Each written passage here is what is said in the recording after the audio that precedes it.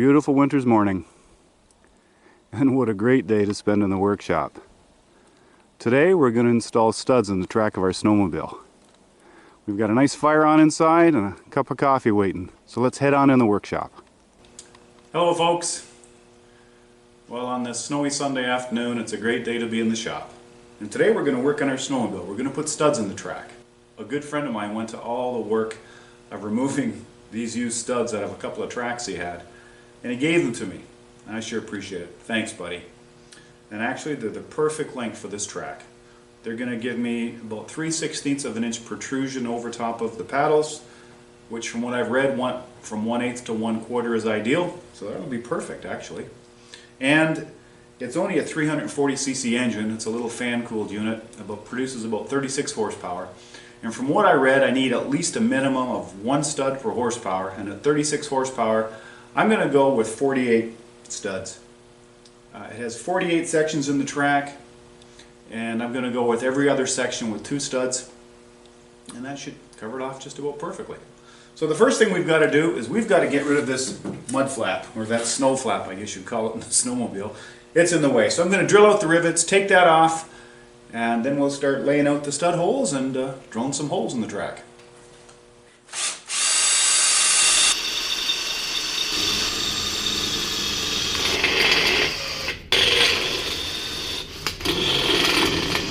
And because of the hitch I built and put on here, there's a rivet back here I can't get at. So I'm going to go underneath with a disc grinder.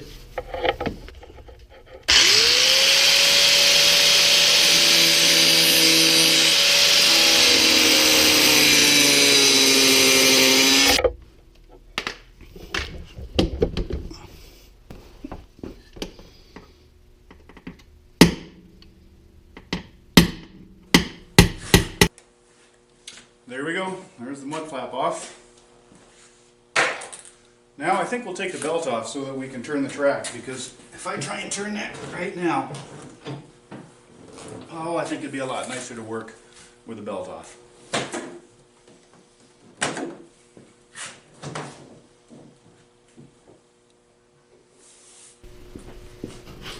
Alrighty, out comes the belt guard.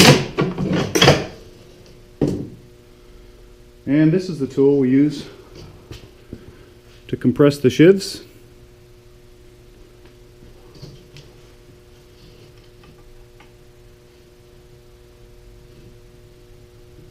And I always keep it oiled so that I'm not going to be stuck with rusty threads sometimes when it's super cold trying to get it off. There we go. Oh my goodness, that's so much easier. Alrighty, let's go lay out some holes in the track. Alright, let's lay out some holes, and we'll drill the first 2 and see how that works before we do any more. So I think I'll put on the first 2 right here.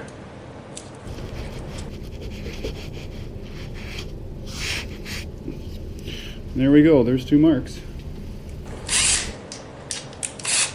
Oh, I should show you this.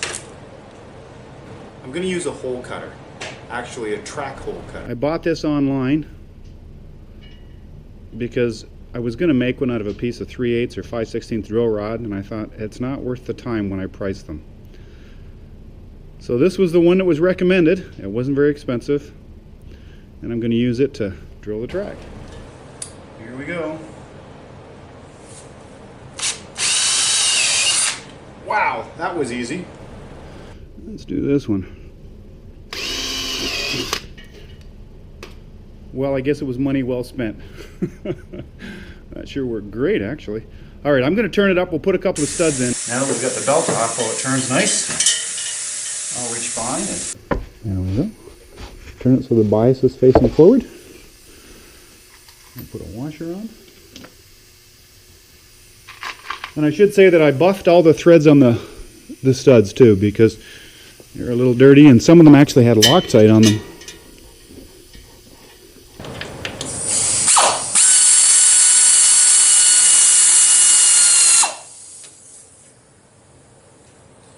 Now I read several places where it said that you tighten the stud until the bottom of the stud is flush with the track, and on a 2-ply track, which I believe this is. That should be about 10 foot-pounds of torque.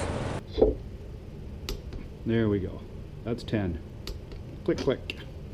Now let's take a look underneath and see if it's actually pulled the head in. And I can feel it with my fingers. It feels almost perfect. And there you can see the stud is pretty well flush. Actually, it's just a little bit below flush. And that's at 10 foot-pounds. So I think that's what I'll do the next one at, and as long as it turns in the same place, then we'll say that's about right. So stud number 1 pulled in perfectly flush at 10 foot-pounds of torque. So I'll put in stud number 2, we'll line it again, and let's see how this one pulls out.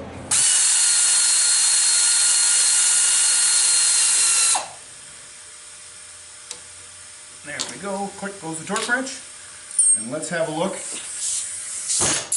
and see where it is. And there's the second stud, and I would say it's also pulled in just about perfect. You can see it just disappears, so it's just a little tiny bit below flush. So I'm going to leave the torque wrench set at that, and we'll do a few more and we'll check them, but that looks good to me. And here comes my favorite helper. Hey sweetie, how you doing? You don't want to be in here, do you? You want a stud? You are such a good girl. Isn't she the best? I gotta get back to work. So let's mark out the next row. We're gonna go every other row here, and we're gonna stagger them a little wider as we go, and it's gonna give sort of a V pattern, roughly anyways.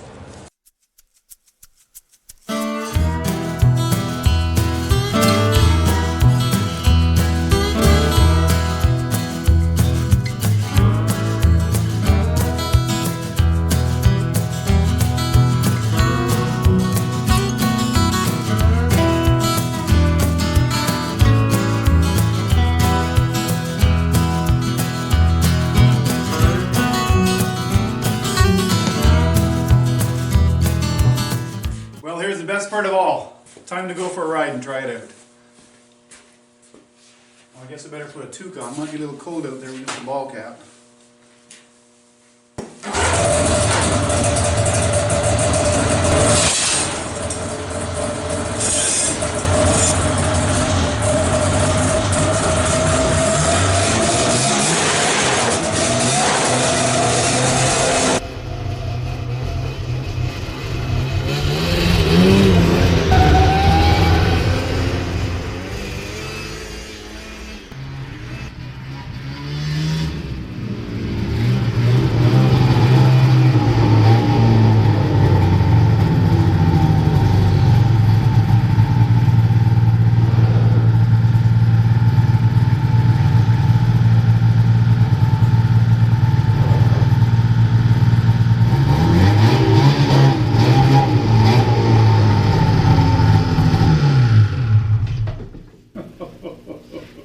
That was awesome. Man, that was fun.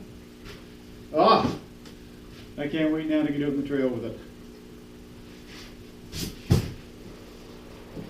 Well, the track's studded, and we cleaned the carbs, and it works like $1,000,000. How could you not love this little machine? Well, I think I better call it another night. It's a work day tomorrow, and I better go spend a little bit of time with my bride. Thanks for watching. We hope you enjoyed this video, and we look forward to seeing you again on Out of the House with Paul.